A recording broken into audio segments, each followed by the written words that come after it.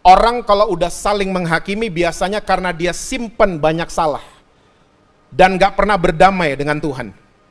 Ya, hidupnya dipenuhi dengan rasa bersalah. Akhirnya jadi seneng ngomongin orang, seneng gosip, seneng hakimin orang. Awalnya dari mana? Nutup salah. Karena dengerin siapa? Iblis.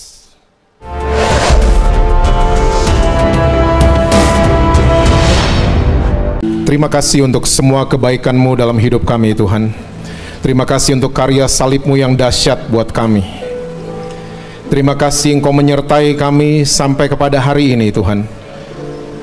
Dan seterusnya kami percaya Engkau akan terus menyertai kami. Mari siang hari ini bicara buat kami di waktu yang singkat ini. Terobosi kami, Tuhan, tegur kami, koreksi kami. Kami mau, Tuhan, kami keluar dari ruangan ini, kami menjadi pelaku-pelaku firman-Mu. Bahkan kami mengalami perjumpaan pribadi dengan Tuhan Yesus. Mari Roh Kudus saat ini Engkau ambil alih. Pimpin setiap kami kepada segala kebenaran-Mu. Kami siap mendengar saat ini hanya di dalam satu nama yang berkuasa, yaitu nama Tuhan Yesus Kristus. Amin. Amin. Silahkan duduk. Saudara mau berdiri juga boleh. Boleh tepuk tangannya di extend buat tim praise and worship kita. Shalom saudara-saudara. Apa kabar semuanya? Semua masih baca Alkitab? Masih percaya Yesus? Jangan sampai enggak itu ya. Beberapa minggu terakhir ini saya lagi diingatkan oleh satu kata yang namanya adalah Immanuel. Karena Alkitab catat begini, saudara dan saya, kita semua ini adalah mempelainya Kristus. Dan saya percaya untuk saudara yang pernah menjadi mempelai atau akan jadi mempelai, saya percaya kita semua akan upgrade diri kita. Betul apa betul? Kita akan minta di mentor, kita minta bimbingan pranikah, kita ke dokter gizi mungkin, kita minta di facial mukanya, dan lain sebagainya. Kita akan upgrade diri kita. Dan waktu kita masuk ke ranah yang namanya rumah tangga, biasanya kecantikan dan kegantengan akan hilang waktu kita masuk di perjalanan rumah tangga. Betul apa betul? Ya, karena waktu kita di dalam rumah tangga hanya karakter dan sifat yang akan menemani kita dari pasangan kita. Nah, kalau kita mengatakan kita sudah cukup lama percaya Yesus, nah ternyata Alkitab sudah pesan buat kita semua bahwa menjelang datangnya hari Tuhan, kita harus kenal siapa juru selamat kita. Jadi saya mau ajak saudara-saudara, jangan cuman kenalin agama Kristen, tapi kenalin pribadi yang namanya Tuhan Yesus. Oke?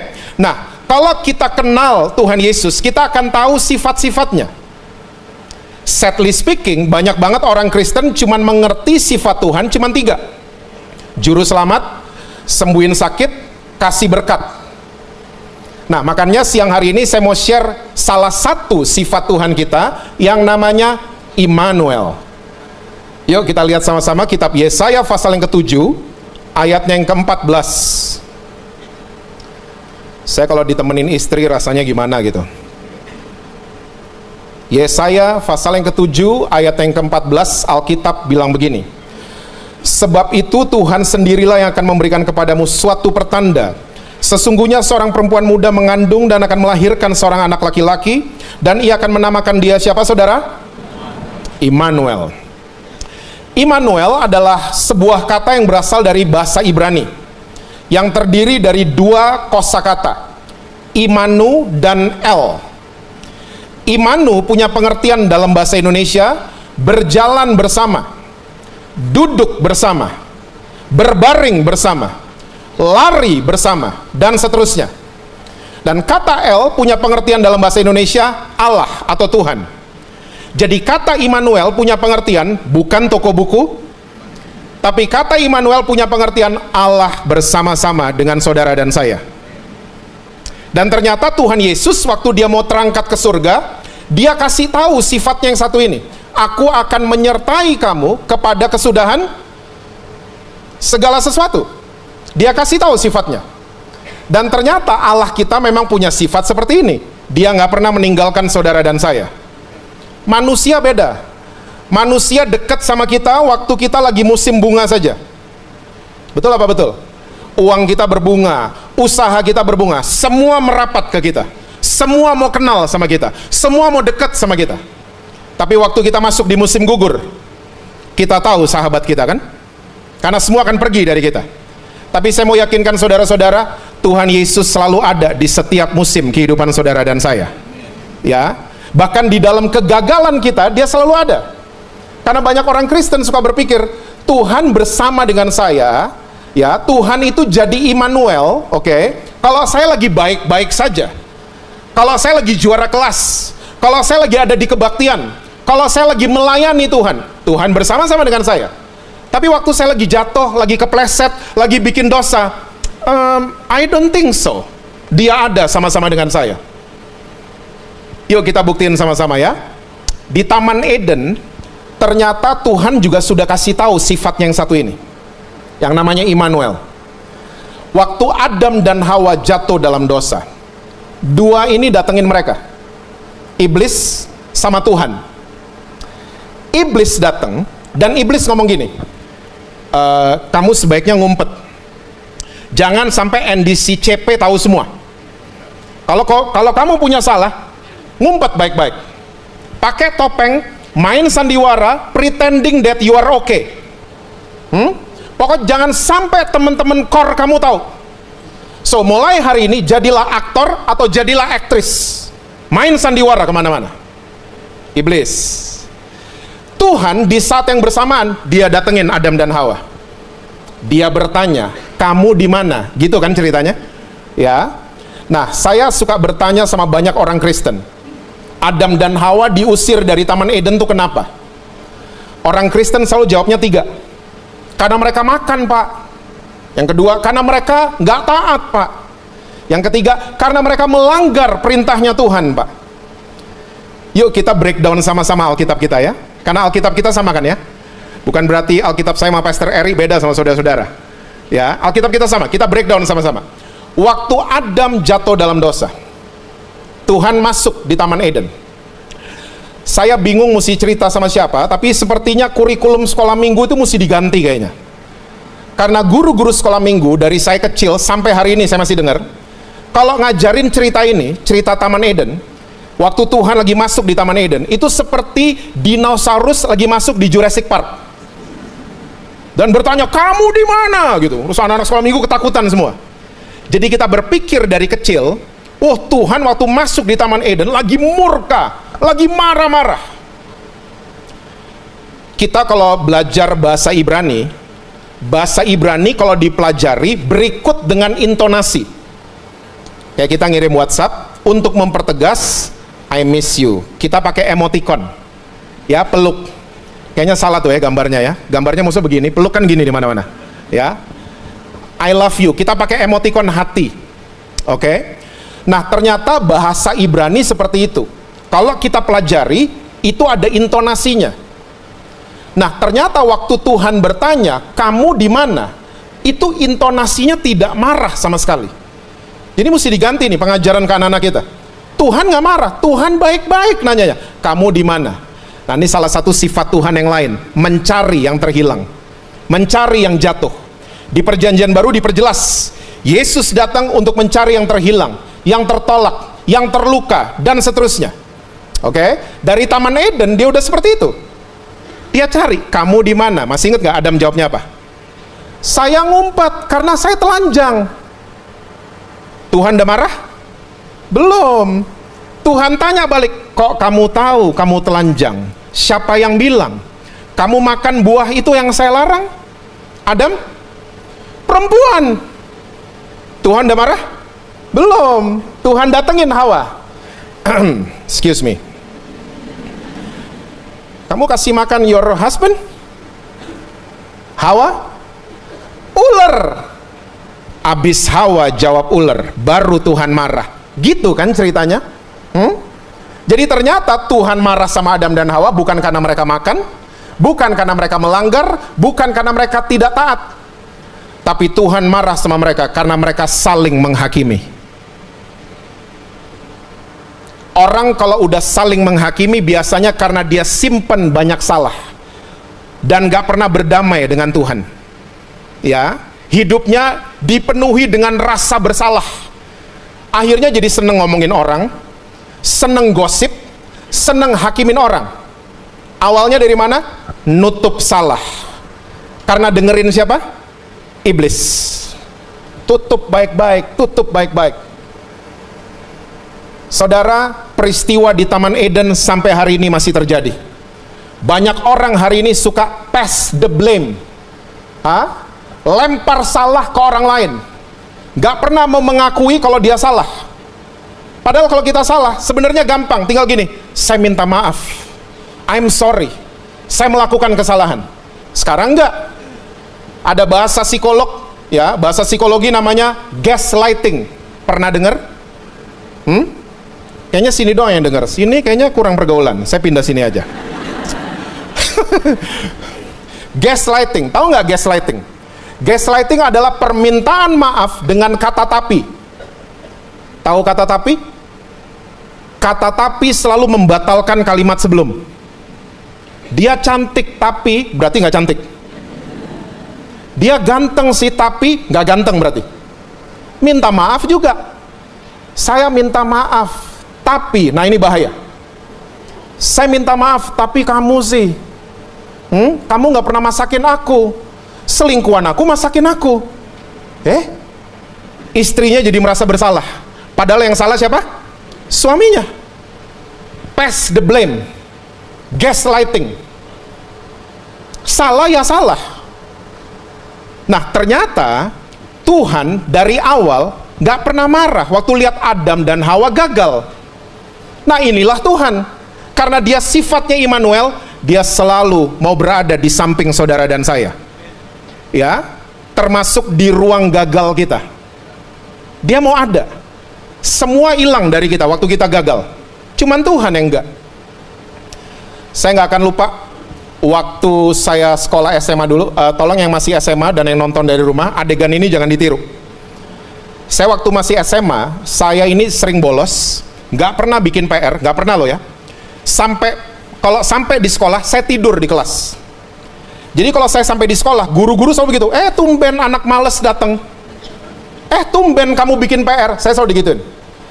Nah saya paling sayang di SMA saya sama guru BP saya, namanya Ibu Betty.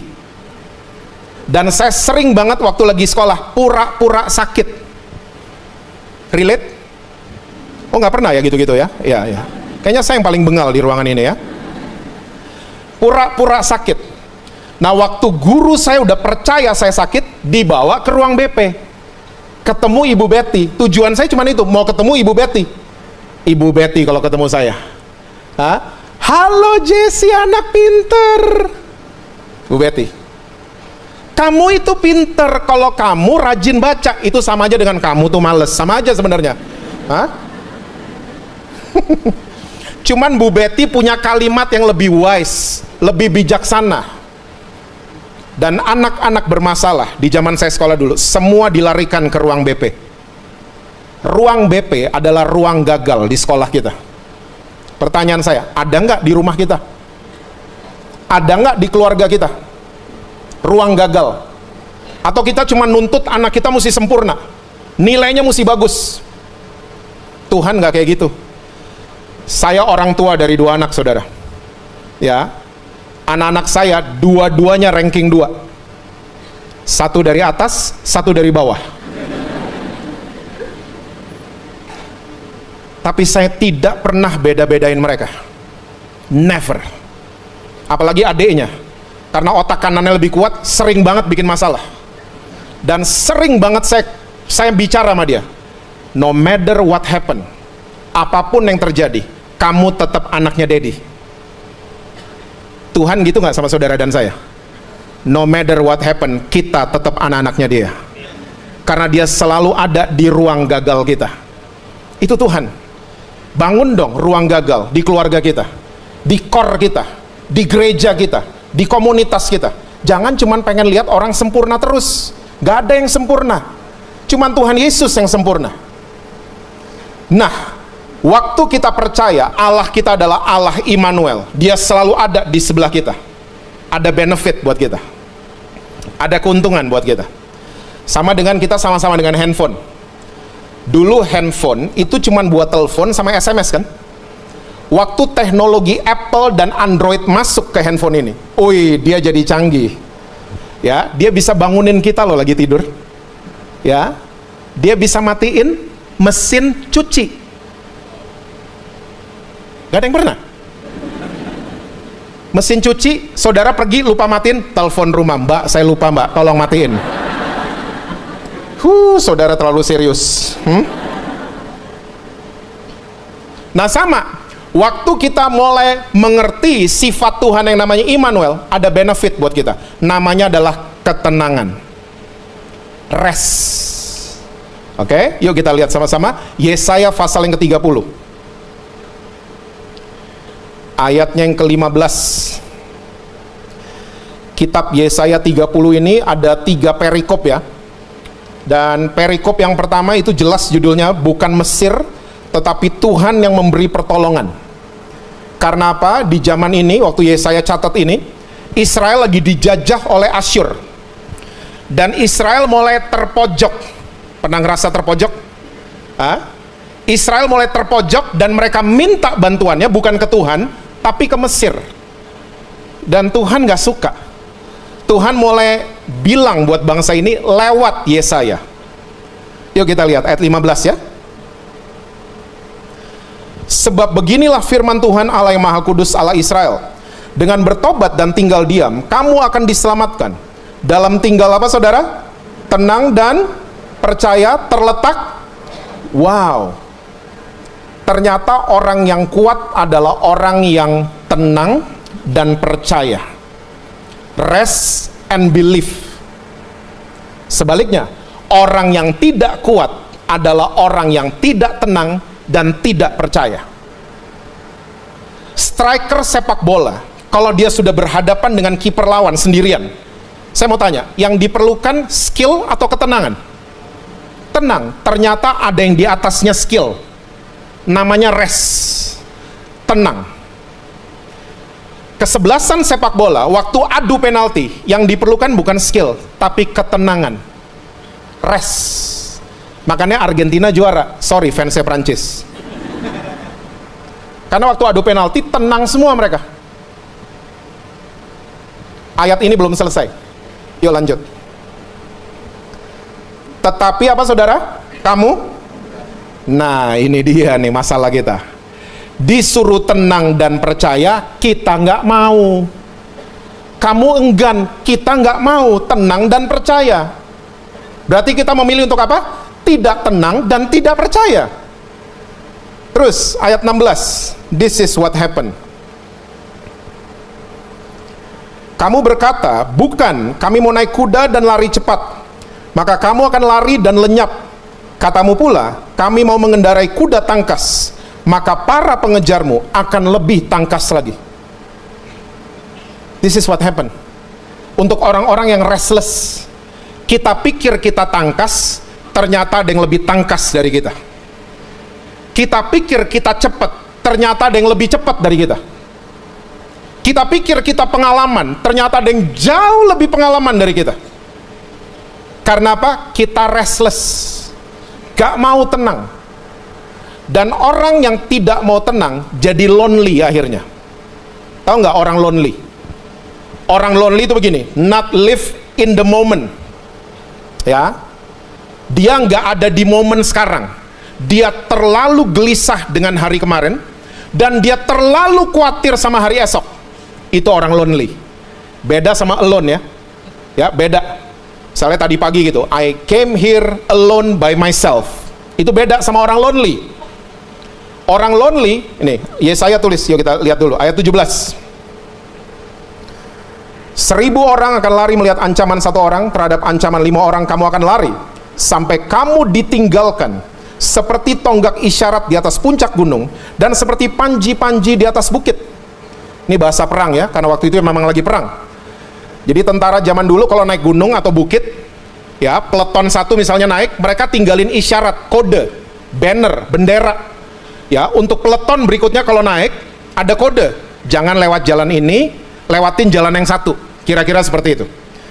Jadi Yesaya menggambarkan orang yang restless akan lonely, ditinggalkan sendirian, seperti panji-panji, tonggak isyarat di atas gunung dan di atas bukit.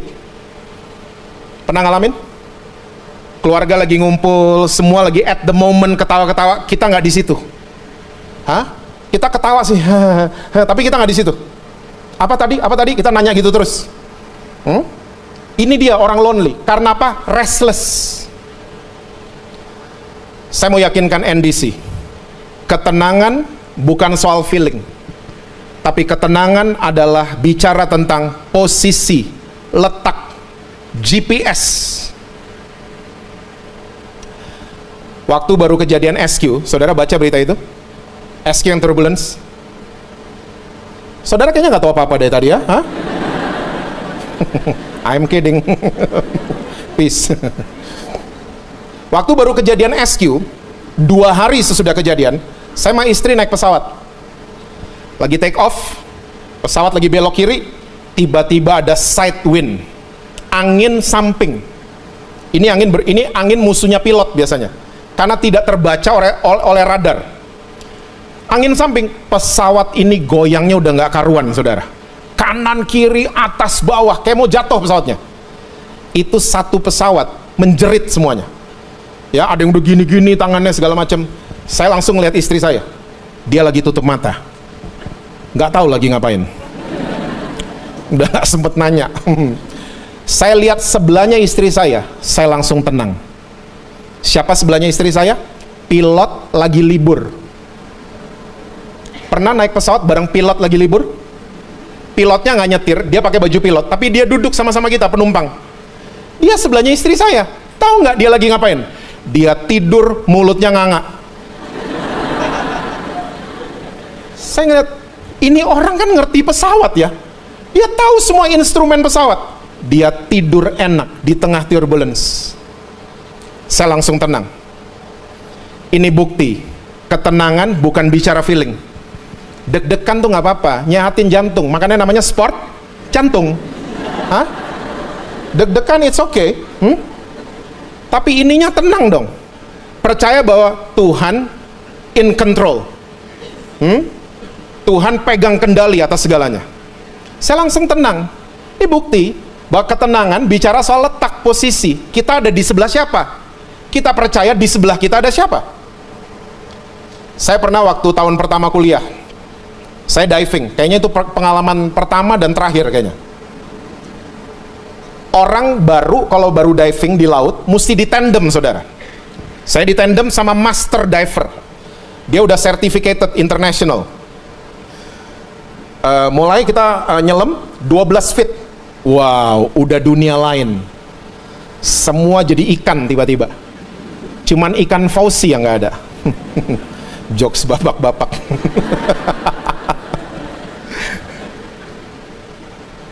Tiba-tiba 12 feet under the sea, alat pengukur oksigen di tangan saya sama tabung oksigen ternyata tulalit, rusak ternyata. Di tangan saya dibilang masih penuh, ternyata tabungnya udah kosong oksigennya. Saya panic attack. Saya bisa mengerti yang terkena panic attack. Saya panic attack, pengen cepet-cepet naik ke atas. Masternya bilang gini, pakai bahasa kode, kalau langsung naik ke atas gendang telinga bisa pecah, terlalu besar tekanannya soalnya. Tenang aja, kita pelan-pelan, kita sharing oksigen. Wih, saya ingat banget waktu di kedalaman 6 feet kita naik ke atas, saya tenang, nggak pakai obat loh. Orang panik attack mesti pakai obat. Kalau dipakai obat gimana tuh ya? Saya tenang sampai di permukaan, kita selamat puji Tuhan, dan saya super tenang karena di sebelah saya ada master diver. Yesus itu master segala-galanya dan dia selalu jalan sama saudara dan saya. Kenapa masih nggak tenang? Kenapa masih nggak percaya? Kenapa masih restless selalu? Nggak live at the moment, nggak menghidupi momen yang ntar lagi akan lewat. Terlalu restless kita. Ini buktinya ya, Mazmur 62 ayatnya yang kedua.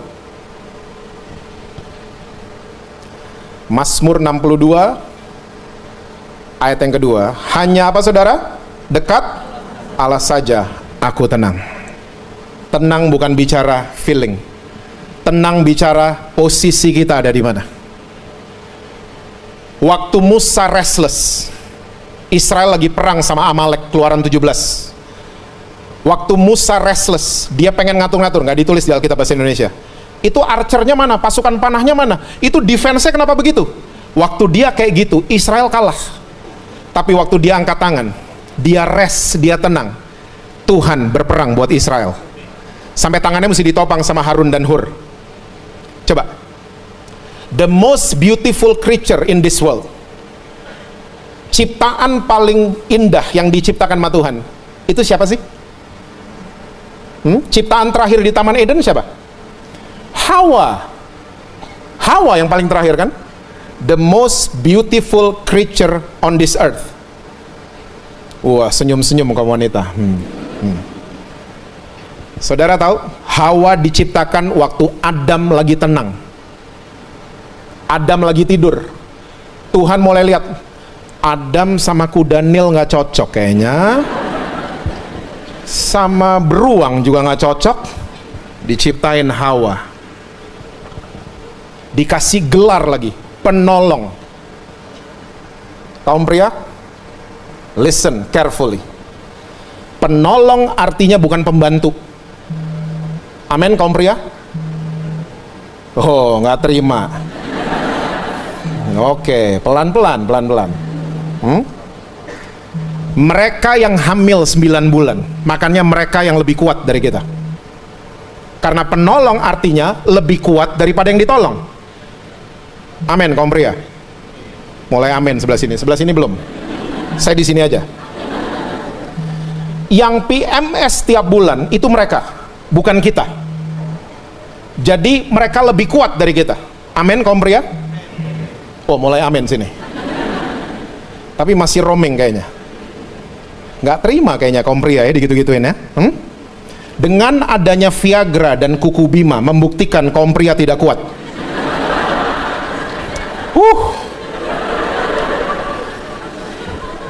Rasain loh. Kita perlu dibantu. Kita nggak kuat. Kita kuat cuma angkat meja sama angkat kursi. Makanya kalau saudara masih punya mama, masih punya istri, masih punya anak perempuan, respect mereka. Amin kaum pria. Hargai mereka. Mereka bukan membantu, mereka lebih kuat dari kita. Hal yang beautiful datang ke Adam waktu Adam lagi tenang, lagi rest. Waktu kita memutuskan restless, semua jadi nggak nyambung sama kita. Nggak nyambung semuanya. Semuanya jadi against us. Ayat terakhir ya, 1 Raja-Raja 20. Ayat yang ke-23. Ini judulnya pertempuran dekat kota Afek. Alkitab bilang begini. Pegawai-pegawai Raja Aram berkata kepadanya, Allah mereka ialah Allah apa saudara? Gunung, itulah sebabnya mereka lebih kuat daripada kita. Tapi apabila kita berperang melawan mereka di tanah rata, pastilah kita lebih kuat daripada mereka. Kita lagi bahas tentang Allah kita yang punya sifat Immanuel. Ternyata di cerita ini, musuhnya Israel memframing Tuhannya orang Israel. Allah mereka cuman di gunung. Jangan perang sama mereka di atas gunung, nanti kita kalah. Perang sama mereka di tanah rata, kita pasti menang. Dengan kata lain, Allahnya mereka tidak ada di tanah rata. Wih, saudara, stop jadi orang Kristen yang memframing Tuhan cuman ada di gedung gereja. Tuhan cuman ada di acara kebaktian. Jangan gituin Tuhan. Yang paling ngeri, Tuhan cuman ada di Israel, ya? Di Grogol nggak ada. Saya sering tuh ketemu orang Kristen pulang dari Israel, ngomongnya pada kayak gitu. Pak, nyembah Tuhan di Israel beda loh Pak. Udah pernah nggak Pak? Kenapa? Beda Pak sama nyembah Tuhan di Grogol. Di Israel saya merinding Pak. Di Grogol kagak. Merinding loh. Saudara pernah ke kamar mayat jam 2 pagi?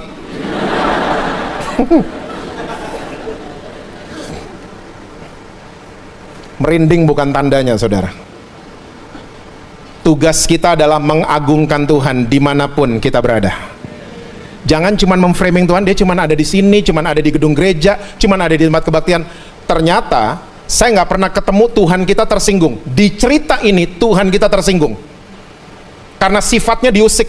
Sifat yang namanya Immanuel diusik sama musuhnya Israel. Yuk, ayat terakhir ya, ayat 28. Terus kita selesai.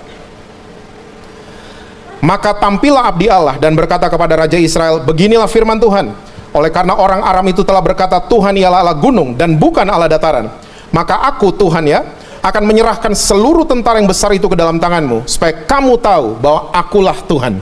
Kalau saya boleh tambahin, yang ada di mana-mana. Dia nggak cuma di gunung, saudara. Dia nggak cuma di gedung gereja. Dia nggak cuma di acara kebaktian. Dia ada di motor saudara. Dia ada di mobil saudara. Dia ada di kamar saudara, di pabrik saudara, di kantor. Dia ada di mana-mana. Tugas kita adalah respect sama hadirat Tuhan. Agungkan dia dimanapun kita berada. Bahkan sekalipun kita gagal, dia tetap ada di kegagalan kita. Jangan cari siapa-siapa kalau lagi gagal. Cari Tuhan. Dia adalah menara yang kuat, orang selamat kalau cari dia. Amin saudara. Karena dia Allah Immanuel, Allah yang menyertai saudara dan saya. Tuhan berkati saudara-saudara semua. Selalu sukses, harmonis di rumah, dan rekening bank selalu penuh buat saudara. Haleluya. Kencang banget kalau gitu-gituan ya. Saya minta Pastor Eri, please.